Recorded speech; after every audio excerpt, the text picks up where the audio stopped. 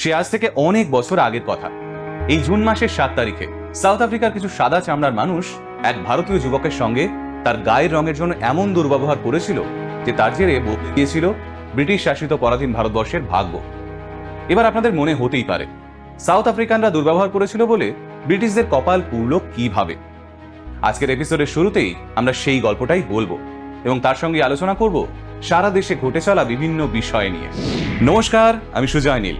যত কাণ্ড সোশ্যাল মিডিয়ায় আরো একটা নতুন এপিসোড নিয়ে আমি আজ চলে এসেছি আপনাদের টিভির পর্দায়। জাতির জনক মোহনদাস করমচাঁদ গান্ধীকে তো আমরা সবাই চিনি এবং আমরা প্রায় সকলেই জানি যে তিনি নিজের যুবক বয়সে সাউথ আফ্রিকায় আইনজীবী হিসেবে কাজ করতেন। কিন্তু সেই সময় গান্ধীজির জীবনে এমন একটা ঘটনা ঘটেছিল যা তার মধ্যে অন্যায়ের বিরুদ্ধে সংগ্রাম করার জন্য বীজ বপন করেছিল। কি সেই ঘটনা? এবার সেটাই জানাবো আপনাদের। সালটা 1893, তারিখ 7 জুন। গান্ধীজির বয়স তখন ওই 23-24 বছর হবে। সন্ধ্যাবেলার দিকে ট্রেনে চেপে তিনি ডারবান থেকে প্রিটোরিয়া যাচ্ছিলেন নিজের এক ক্লায়েন্টের সঙ্গে দেখা করতে এবং সেখানেই একটা মামলা লড়তে। গান্ধীজির কাছে প্রথম শ্রেণীর কামরার বৈধ টিকিটই ছিল। রাত তখন প্রায় 9টা বাজে। ট্রেনটা পিটারমার্সবার্গ স্টেশনে ঢুকবে করছে। এমন সময় রেলওয়ের এক কর্মচারী গান্ধীজির জন্য বিছানা নিয়ে এলেন। বিছানা আনার কারণ, ট্রেন পরের দিন সকালে প্রিটোরিয়া পৌঁছবে, তাই যাত্রীরা সেই রাতটা ট্রেনেই ঘুমোবে। গান্ধীজি সেই কর্মচারীকে জানালেন যে তার সঙ্গে নিজের বিছানা রয়েছে। এরপর ট্রেন এসে থামে পিটারমার্সবার্গ স্টেশনে। সেই স্টেশন থেকেই ট্রেনে ওঠেন এক ইউরোপীয় যাত্রী। গান্ধীজিকে প্রথম শ্রেণীতে দেখেই ওই লোকটার ভ্রু কুঁচকে যায়। তিনি সঙ্গে সঙ্গে স্টেশন থেকে অফিসারদের ডেকে আনেন এবং গান্ধীজিকে বলেন, এই লোকটা প্রথম শ্রেণীতে গেলে আমি ট্রেনেই চাপবো না। এই অবান্তর দাবি শুনে কোথায় অফিসার ওই ইউরোপীয়কে ধমক দেবে তা না, উল্টে তিনি গান্ধীজিকে বললেন, আপনি ভ্যান কামরা অর্থাৎ 3য় শ্রেণীতে চলে যান, আপনার জন্য অন্যান্য যাত্রীদের অসুবিধে হচ্ছে। গান্ধীজিও জবাব দেন, কেন যাব? আমার কাছে তো প্রথম শ্রেণীর টিকিট রয়েছে। আপনারা চাইলে আমাকে জোর করে নামাতে পারেন, কিন্তু আমি স্বেচ্ছায় যাব না। হ্যাঁ, এটাই ছিল গান্ধীজি জীবনের প্রথম অসহযোগ ও সত্যাগ্রহের ঘটনা। তখন ওই রেলওয়ে অফিসার পুলিশ ডেকে গান্ধীজিকে কামরা থেকে নামিয়ে দেন। তার মালপত্র ছুঁড়ে ফেলা হয়। গান্ধীজি সেই রাতে স্টেশনের ওয়েটিং রুমে ঠান্ডায় কাঁপতে কাঁপতে সারা রাত বসে থাকেন। এই একটা অপমানই গান্ধীজির জীবনকে আমূল বদলে দেয়। ওই রাতের পর তিনি সিদ্ধান্ত নেন আর কখনো অন্যায়ের বিরুদ্ধে তিনি চুপ করে থাকবেন না। তাই ওই ঘটনার পর তিনি দক্ষিণ আফ্রিকায় বর্ণ বৈষম্যের বিরুদ্ধে 21 বছর লড়াই করেন এবং পরে ভারতে ফিরে অহিংস আন্দোলনের মাধ্যমে স্বাধীনতা সংগ্রামের নেতৃত্ব দেন। তাই 7 জুন আমাদের মনে করিয়ে দেয় যে একটা ছোট অপমানও কত বড় পরিবর্তনের বীজ হতে পারে। আফ্রিকা নিয়ে কথা বলতে গিয়ে এক প্রিয় উপন্যাসের নাম মনে পড়ে গেল, বিভূতিভূষণ বন্দ্যোপাধ্যায়ের লেখা চাঁদের পাহাড়। গ্রাম বাংলার এক সাধারণ যুবক শঙ্করের এক অসাধারণ অভিযানের গল্প। এই কাহিনী নিয়েই একটা অসাধারণ ট্রেলার তৈরি করেছে গ্রাফিক ডিজাইনার সুজয় সরকার।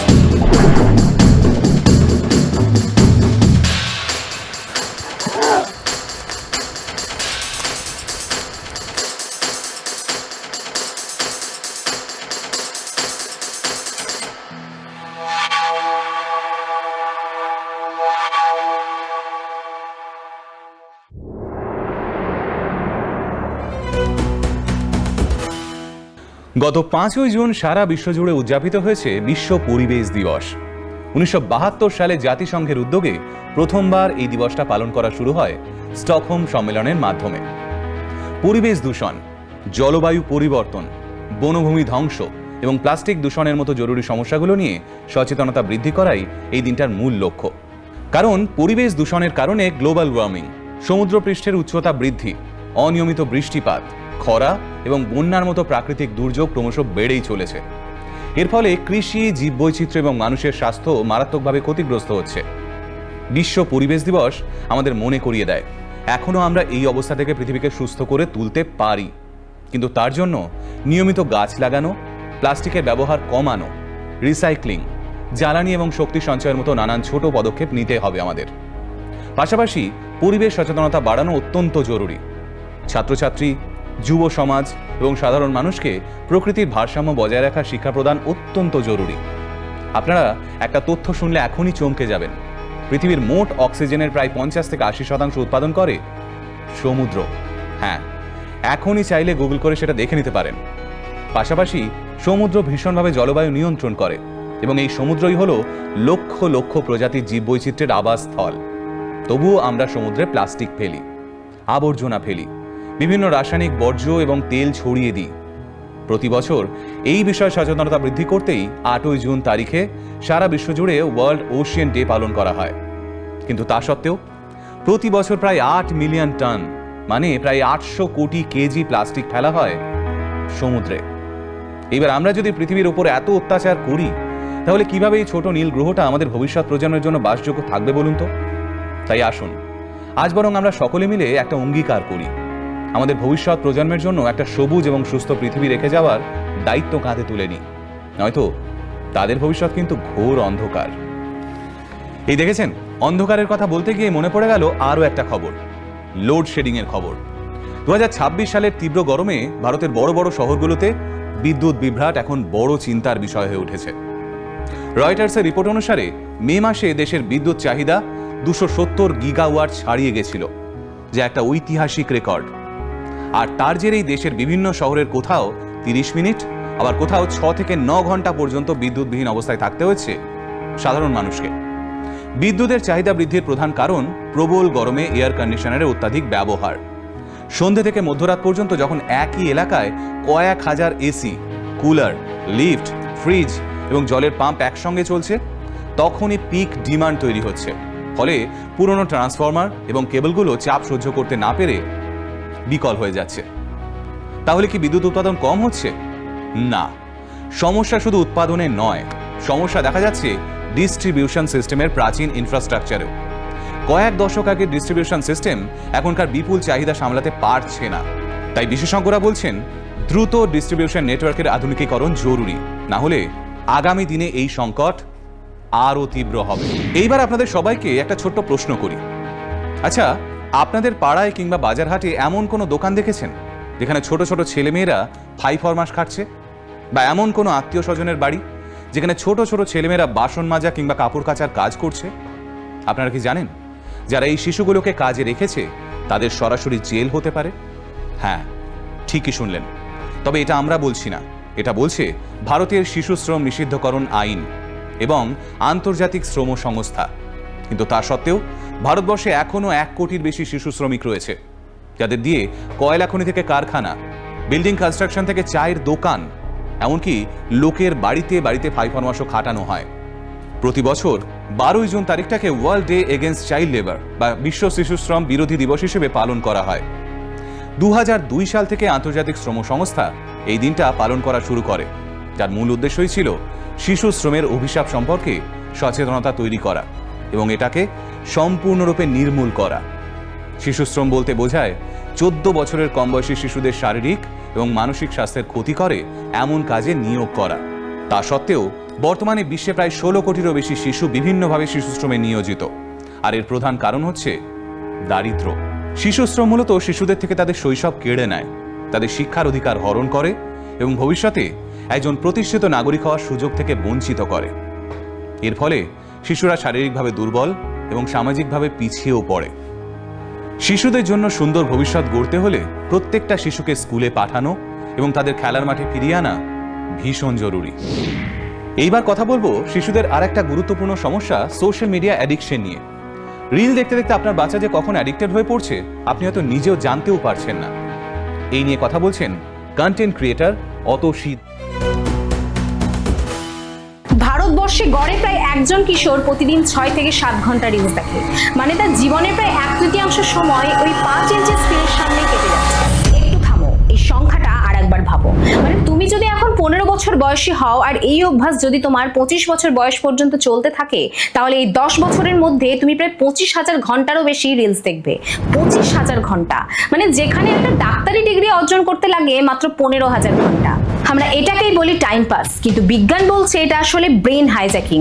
একটু ভাবো, তুমি কি কখনো রিলস দেখতে দেখতে হঠাৎ বুঝেছো যে প্রায় 2 ঘন্টা কেটে গেছে, কিন্তু তোমার মনে হচ্ছে মাত্র 10 মিনিট গেল? এটা তোমার দোষ না, এটা ডিজাইন। আমাদের মস্তিষ্কে একটা রাসায়নিক আছে, ডোপামিন। এই ডোপামিন হলো আমাদের ব্রেনের পুরস্কার সংকেত। মানে তুমি যখন কিছু নতুন জিনিস দেখো বা মজার জিনিস পাও বা কোনো সারপ্রাইজ পাও, তখন ব্রেন ডোপামিন রিলিজ করে। আর তখনই তোমার মনে হয় যে আরেকটা জাস্ট আরেকবার দেখে নি।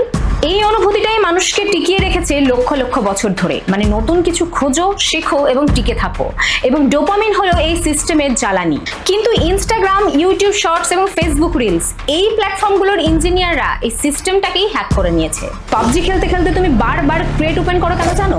কারণ এখানে ভ্যারিয়েবল রিওয়ার্ড কাজ করে। কারণ তুমি জানো না যে পরের কেটে লিজেন্ডারি আইটেম পাবে না সে একই ডুপ্লিকেট আইটেম। এই না জানাটাই তোমাকে বারবার ইউসি খরচ করে ট্রাই করতে বাধ্য করে। 2-3 বার ভালো কিছু না পেলেও হঠাৎ একবার রেয়ার আইটেম ড্রপ করে, আর তখনই মনে হয় দেখলি আরেকটা খুললে হয়তো আবার কিছু ভালো পাবো। যদি প্রতিবারই লিজেন্ডারি আইটেম পেতে তাহলে গেম বোরিং হয়ে যেত। আবার কখনোই যদি কিছু না পেতে তাহলে তুমি অনেক আগেই কুইট করে ফেলতে। কিন্তু এই মাঝে মাঝে লাকি হওয়ার ব্যাপারটাই তোমাকে রাত জেগে ক্রেট খুলতে বাধ্য করে। রিলসও ঠিক সে একইভাবেই কাজ করে। মানে পরের ভিডিওটা বোরিং হবে না দুর্দান্ত হবে তুমি জানো না, আর এই না জানার ব্যাপারটাই তোমাকে বারবার স্ক্রল করতে বাধ্য করে। বিজ্ঞানের ভাষায় এটাকে বলা হয় স্লট মেশিন এফেক্ট, এবং ইনস্টাগ্রামের ইঞ্জিনিয়াররা এটা জেনে শুনেই তৈরি করেছেন। এটাই সমস্যার শুরু, কিন্তু শেষ নয়। পাহাড় দেখে আনন্দ পাওয়া বা বন্ধুদের সাথে হাসি আড্ডা দেওয়া এবং কোনো কঠিন অঙ্ক সমাধান করা, এসব থেকে যে ডোপামিন পাওয়া যায় তার রিলস কয়েক সেকেন্ডে সেটাকে ছাড়িয়ে যায়। এবং ফলাফল তোমার ডোপামিন থ্রেশহোল্ড, মানে যে পরিমাণ উত্তেজনায় তুমি আনন্দ পাও সেটা বাড়তেই থাকে। এর ফলে বই পড়া, ক্লাস করা এবং সাধারণ কারোর সাথে কথা বলা, এগুলো অসহ্য রকমের বোরিং লাগতে শুরু করে। কারণ এগুলো তোমাকে রিলসের মতো প্রতি সেকেন্ডে হিট দিতে পারে না। তুমি আসক্ত হয়ে পড়ছো। শুধু পার্থক্য হলো এই আসক্তির বোতলের গায়ে বিনোদন লেখা আছে। পরিসংখ্যান বলছে ভারত হলো বিশ্বের অন্যতম বৃহত্তম ডেটা কনজিউমার, এবং এই অবস্থায় আসার পেছনে একটা মুহূর্ত আছে। সেটা হলো 2016 সালে জিও রেভলিউশন। 2016 সালের আগে ইন্টারনেট ছিল বিলাসিতা, তারপর হঠাৎ করে সস্তা ডেটা চলে এলো সবার হাতে। যা এক সময় ছিল শহরের ধনীদের জিনিস, তা আজকে বেঁচে থাকার অক্সিজেন। বীরভূমের একটা গ্রাম, দক্ষিণ কলকাতার একটা ফ্ল্যাট, দুজন কিশোর, দুজনের পৃথিবী আলাদা, দুজনের স্বপ্ন আলাদা, কিন্তু ভঙ্গি একটাই, মাথা নিচু, আঙুল উপর নিচ এবং চোখ স্থির। ভারতবর্ষের এক বিশাল সংখ্যক কিশোর কিশোরী যারা হয়তো ঠিকঠাক ক্যারিয়ার গাইডেন্স পায় না, যাদের কাছে সুযোগ সীমিত এবং যারা পারিবারিক চাপে পিষ্ট, তাদের কাছে সোশ্যাল মিডিয়া রিলস হলো একটি অদ্ভুত পালানোর পথ। এই পালানোটাই এক ধরনের ফাঁদ, কারণ তুমি পালাতে পালাতে এমন এক জায়গায় গিয়ে উঠছো সেখান থেকে পালানোটা প্রায় অসম্ভব। আর তুমি যে সমস্যা থেকে পালাচ্ছিলে সেই সমস্যা কিন্তু রয়ে গেল। রিলস দেখা কি শুধু সময়ের অপচয়? বিজ্ঞান বলছে না, এটা আমাদের মস্তিষ্কের ফিজিক্যাল স্ট্রাকচার বা আক্ষরিক অর্থে গঠন বদলে দিচ্ছে। আমাদের মস্তিষ্কের সামনের অংশকে বলা হয় প্রিফ্রন্টাল কর্টেক্স। এই অংশের কাজ হলো সিদ্ধান্ত নেওয়া, আবেগ নিয়ন্ত্রণ করা, মনোযোগ দেওয়া এবং দীর্ঘমেয়াদী পরিকল্পনা করা। একজন মানুষের এই অংশ 25 বছর বয়স পর্যন্ত তৈরি হতে থাকে। মানে এই মুহূর্তে মস্তিষ্কের তোমার সেই অংশটা তৈরি হচ্ছে যেটা তোমাকে ভবিষ্যতে সঠিক সিদ্ধান্ত নিতে সাহায্য করবে। আর ঠিক এই কারণেই আমাদের কিশোর কিশোরীরা এই রিল অ্যাডিকশনের সবচেয়ে বড় শিকার, কারণ তাদের মস্তিষ্কের সেই অংশটা এখনো নরম, যেটা তৈরি হচ্ছে, যেটা না বলতে পারে। যখন তুমি ঘন্টার পর ঘন্টা 15 থেকে 30 সেকেন্ডের ভিডিও দেখছো, তখন তোমার ব্রেন অভ্যস্ত হয়ে পড়ে শর্ট টার্ম অ্যাটেনশনে, অর্থাৎ তোমার মস্তিষ্ক দীর্ঘক্ষণ কোনো একটা জিনিসে মনোযোগ করার ক্ষমতা হারিয়ে ফেলে। বিজ্ঞানীরা এটাকে বলছেন ডিজিটাল অ্যাট্রফি বা ডিজিটাল ক্ষয়। আচ্ছা, তুমি কি খেয়াল করেছো যে এখন কোনো 2 ঘন্টা সিনেমা দেখতে বসলে বারবার ফোন চেক করতে ইচ্ছা করে? বইয়ের 2টো পাতা পড়ার পরেই আমাদের মাথা কাজ করে না, বা ক্লাসে স্যার কথা বলছেন কিন্তু 5 মিনিট পর পর আমাদের মন চলে যাচ্ছে অন্য কোথাও। এটা কোনো কাকতালীয় ঘটনা নয়, এটা কোনো চরিত্রের দোষও নয়। তোমার ব্রেন এখন এখন আর দীর্ঘ পরিশ্রম করতে চায় না। গবেষণা বলছে যে যারা দিনে 4 ঘন্টারও বেশি রিলস দেখে তাদের ব্রেনের গ্রে ম্যাটার বা যে অংশ তথ্য প্রসেস করে এবং গভীর চিন্তা করে সেটা সংকুচিত হতে থাকে। অর্থাৎ সোজা কথায় আমরা হয়তো অনেক তথ্য দেখছি কিন্তু কোনো বিষয় নিয়ে গভীর চিন্তা করার ক্ষমতা হারিয়ে ফেলছি। রিলস আমাদের সাময়িক আনন্দ দেয় ঠিকই, কিন্তু ফোনটা রেখে দেওয়ার পর একটা অদ্ভুত একাকিত্ব আমাদেরকে ঘিরে ধরে, দ্য এমটি ফিলিং। অর্থাৎ ভিড়ের মধ্যে থেকেও আমরা কেমন জানি একা হয়ে যাচ্ছি, কারণ আমরা পাশের মানুষটার সাথে কথা বলতেই ভুলে গেছি, আমরা নিজের মনের সাথে কথা বলতে ভুলে গেছি। আমাদের আসল পৃথিবীটা ওই 5 ইঞ্চি স্ক্রিনের মধ্যেই বন্দী হয়ে গেছে। আর সবচেয়ে ভয়ের ব্যাপার হলো বডি ইমেজ। ওই ফিল্টার দেওয়া ভিডিও দেখতে দেখতে আমাদের নিজের চেহারাটাকেই খারাপ বলে মনে হয়। এই অবাস্তব সৌন্দর্যের নেশা আমাদের তরুণ প্রজন্মকে এক গভীর মানসিক সংকটের দিকে ঠেলে দিচ্ছে, যার কোনো সহজ সমাধান আমাদের কাছে এখনো নেই। প্রযুক্তি খারাপ নয়, প্রযুক্তি হলো মানুষের তৈরি করা সেরা হাতিয়ারগুলোর মধ্যে একটি, এবং যে কোনো হাতিয়ার, ছুরি হোক বা স্মার্টফোন, সেটা তুমি ব্যবহার করছো না সেটা তোমাকে ব্যবহার করছে, সেটাই আসল প্রশ্ন। এবং এই মুহূর্তে এবং বেশিরভাগ ক্ষেত্রে ফোনটা তোমাকে ব্যবহার করছে। প্রথমত নিজের ফোনের ডিসপ্লে সাদা কালো করে দাও। শুনতে খুব অদ্ভুত লাগছে তাই তো, কিন্তু রঙের আকর্ষণ কমে গেলে আমাদের ব্রেন কম ডোপামিন পায়। রিলস গুলো হঠাৎ করেই কম আকর্ষণীয় লাগতে শুরু করে। সিলিকন ভ্যালির অনেক টেক এক্সিকিউটিভ এই কাজটাই করেন, কারণ তারা জানে তাদের প্রোডাক্ট কিভাবে কাজ করে। দ্বিতীয়ত ঘুমানোর 1 ঘন্টা আগে এবং ঘুম থেকে ওঠার 1 ঘন্টা পর ফোন ছোবে না, কারণ সকালটা যদি রিলস দিয়ে শুরু হয় তাহলে সারাদিন রিলসের ভাষায় চলতে থাকে। যখনই কোনো অপ্রয়োজনীয় রিল আসবে নট ইন্টারেস্টেডে ক্লিক করো। সক্রিয়ভাবে নিজের ফিড ঠিক রাখো, কারণ যে জিনিসগুলো তোমাকে শেখায় এবং অনুপ্রাণিত করে সেগুলো খোঁজো, কারণ অ্যালগোরিদম তোমার পছন্দ অনুযায়ী ঠিক হয়, আর সেটাকেই যদি তুমি গাইড করতে পারো সেটাই তোমার শত্রুর বদলে হাতিয়ার হিসেবে কাজ করবে। চতুর্থত স্ক্রিন টাইম সেট করো, অর্থাৎ ইউটিউব এবং ইনস্টাগ্রাম এই সমস্ত অ্যাপগুলোর জন্য দিনের নির্দিষ্ট সময় নির্ধারণ করো। এবং পঞ্চমত বাস্তব জীবনে ফিরে এসো। যে কোনো একটা কাজ শুরু করো যেটাতে গভীর মনোযোগ লাগে, যেমন বই পড়া, ছবি আঁকা, রান্না করা, খেলাধুলো শেখা এবং গান শেখা। আচ্ছা, আজকে তোমাদের স্ক্রিন টাইম কত? কমেন্ট করে জানাও। আর এই ভিডিওটা শেয়ার করো সেই বন্ধুর সাথে যাদের ফোনের নেশা একদমই কাটছে না। এইবার একটু অন্য প্রসঙ্গ। খেলার জগতে ছেলেদের সঙ্গে পায়ে পা মিলিয়ে উঠে আসছে মেয়েরাও। চলুন আপনাদের ভারতবর্ষের একটা মেয়ের গল্প বলি। ভারতবর্ষের অসম রাজ্য থেকে উঠে আসা গীতিকা তালুকদার বর্তমানে আন্তর্জাতিক স্পোর্টস ফটো জার্নালিজমের এক উজ্জ্বল নাম। 2026 সালের ফিফা ওয়ার্ল্ড কাপের জন্য অফিসিয়াল অ্যাক্রিডিটেশন পেয়েছেন তিনি। ভারতের একমাত্র মহিলা ফটো জার্নালিস্ট হিসেবে টানা 3য়বার পুরুষদের ফিফা ওয়ার্ল্ড কাপ কভার করতে চলেছেন গীতিকা। এর আগে তিনি 2018 সালের রাশিয়া এবং 2022 সালের কাতার ওয়ার্ল্ড কাপেও মাঠে উপস্থিত ছিলেন। শুধু পুরুষদের ওয়ার্ল্ড কাপ নয়, মহিলাদের ফিফা ওয়ার্ল্ড কাপ 2019 এবং 2023-এও কাজ করেছেন গীতিকা। পাশাপাশি 2020 সালের টোকিও এবং 2024 সালের Paris Olympics, IPL, cricket world cup, Commonwealth games এবং সাউথ এশিয়ান গেমস সহ বড় বড় আন্তর্জাতিক ইভেন্টে 1 দশকেরও বেশি সময় ধরে ছবি তুলে চলেছেন গীতিকা তালুকদার। আর কয়েকদিন পরেই যুক্তরাষ্ট্র, কানাডা এবং মেক্সিকো অনুষ্ঠিত হতে চলেছে 2026 সালের ফিফা ওয়ার্ল্ড কাপ। সেখানে ভারতের প্রতিনিধিত্ব করে গীতিকা তালুকদার শুধু নিজের জন্য নয়, পুরো দেশের মহিলা সাংবাদিকদের জন্যও একটা নতুন দিগন্ত খুলে দিতে চলেছেন। তাই আমাদের তরফ থেকে অনেক শুভকামনা রইল গীতিকার জন্য। এরপর আসি আপনাদের প্রিয় আর একটা সেগমেন্ট, শব্দবাজি নিয়ে। শব্দবাজির এই পর্বে প্রত্যেক দিনের মতোই আজকেও থাকছে তন্ময় বাংলা ভাষার নানান শব্দের মজার খেলা নিয়ে।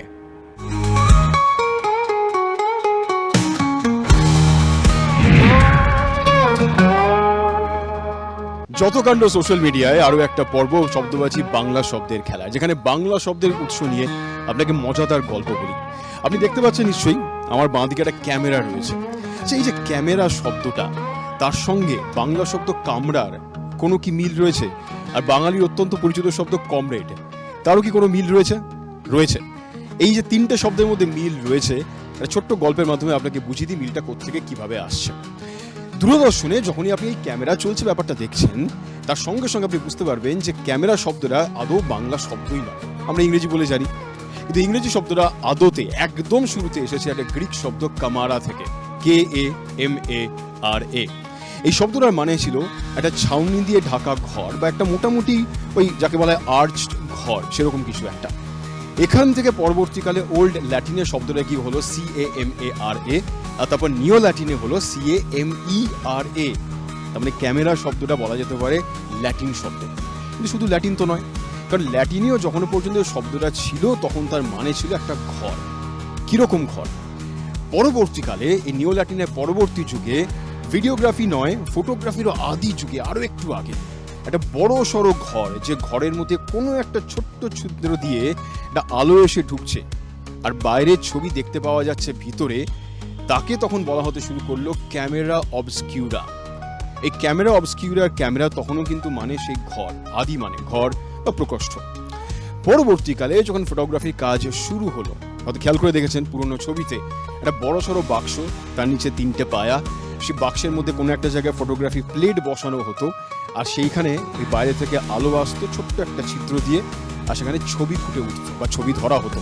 তাহলে ক্যামেরা শব্দটা পরবর্তীকালে যখন ইংরেজি শব্দ হিসেবে প্রতিষ্ঠিত হলো, আমরা বাংলাতেও ক্যামেরাই বলি আর কি, তা আসলে ঘর বোঝাচ্ছে। এবার চলে আসে এটা পর্তুগিজ শব্দের দিকে। শব্দটা হচ্ছে কামারা। এটাও কিন্তু ল্যাটিন থেকে স্প্যানিশ হয়ে পরবর্তীকালে ঢুকেছিল পর্তুগিজে। আর এই পর্তুগিজ শব্দ কামারা, যার মানে হচ্ছে ঘর, সেখান থেকে আমরা বাংলায় পেলাম কামরা, যেটা আবার হিন্দিতে গেল কি হলো কামরা। খেয়াল করে দেখবেন, আমরা রেলের কামরায় চড়ি, আমরা 2 কামরার বা 3 কামরার ঘরে থাকি। এই প্রত্যেকটা শব্দই ঘর শব্দটাকে বোঝাচ্ছে। তাহলে প্রশ্ন হলো কমরেড কোত্থেকে এলো? এখানে আসবে একটা স্প্যানিশ শব্দ কামারাডা। এই কামারাডা শব্দটা মানে হচ্ছে রুমমেট বা একই ঘরে থাকা লোকজন বা একই ঘরে থাকা সৈন্যবাহিনী। তার মানে হচ্ছে যারা একসঙ্গে রয়েছে, তাদের মধ্যে একটা বন্ধুত্ব রয়েছে। পরবর্তীকালে ভালো বন্ধু বোঝানোর জন্য, সহযোগী বোঝানোর জন্য এই কামারাডা শব্দ থেকে একটা ফরাসি শব্দ তৈরি হয়। ফ্রেঞ্চ রেভলিউশন, রাশিয়ান রেভলিউশনের সময় এই শব্দটা একটা গুরুত্ব বেড়ে যায়। সেটা শুধুমাত্র বন্ধু বলে নয়, একটা সহযোগী হিসেবে, এমন একজন কেউ যাকে ভরসা করা যায়, যে একসঙ্গে যুদ্ধে রয়েছে, লড়াইয়ে রয়েছে, তাকে বোঝানোর জন্য কমরেড শব্দটার জন্ম নেয়। খেয়াল করে দেখবেন, এই যখন ক্যামেরা বলছি বা কমরেড বলছি, তার মানে কিন্তু একই ঘর, এই ধারা, সেই ধারা কিন্তু অব্যাহত রয়েছে। এই ফরাসি শব্দ থেকে পরবর্তীকালে হলো ইংরেজি শব্দ কমরেড। তাই ইংরেজরা যখন এই কমরেড শব্দটা ব্যবহার শুরু করলো, সেখান থেকে আমরা বাংলায় পেলাম কমরেড। মানে পুরো আলোচনা থেকে বুঝতেই পারছেন শব্দবাজির আজকে আলোচনায়, যে এই যে ক্যামেরা আসলে যেটা ঘর বোঝাচ্ছিল গ্রিক শব্দ, সেখান থেকে হলো কামরা, যেটা পর্তুগিজ থেকে এলো বাংলাতে, আর বাঙালির অত্যন্ত পরিচিত শব্দ কমরেড। এই 3টে ওতপ্রোতভাবে জুড়ে রয়েছে। তো এই 3টে শব্দ যখন জুড়ে রয়েছে, একটা অদ্ভুত চৌম্বকীয় টান রয়েছে, যার সঙ্গে ক্যামেরার, কামরা বা ঘরের সম্পর্ক রয়েছে, তাহলে আজ যে শব্দের খেলাটা আমরা খেলবো সেটা হলো বাংলা শব্দের খেলা চুম্বক। একটা 2 অক্ষরের শব্দ বা শব্দাংশ, সেটা এমন কোনো শব্দের মাথায় বসে সেগুলোকে যেন টেনে রাখছে চুম্বকের মতো, দিয়ে জুড়ে গেলে একটা 4 অক্ষর বা 5 অক্ষরের শব্দ তৈরি হয়। এই বাংলা শব্দগুলোকে চিনতে হবে এই চুম্বকটার টানে। উদাহরণ ভালো করে দেখে নিন, আর তারপর পরপর 2টো চুম্বক খেলতে হবে আপনাকে।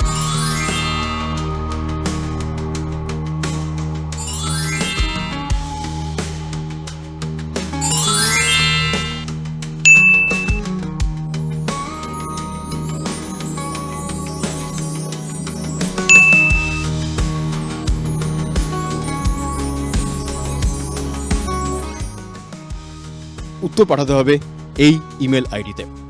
প্রত্যেক সপ্তাহে যখন শব্দবাজি বাংলা শব্দের খেলাগুলো আপনি খেলেন, আপনি উত্তর যেখানে পাঠান, সেখান থেকে যারা ঠিক উত্তর দেন, আমরা তাদের নাম দেখাই, আর তার সঙ্গে সঙ্গে গত সপ্তাহের উত্তরও একবার দেখিয়ে দিই। এই রইল তাদের নাম।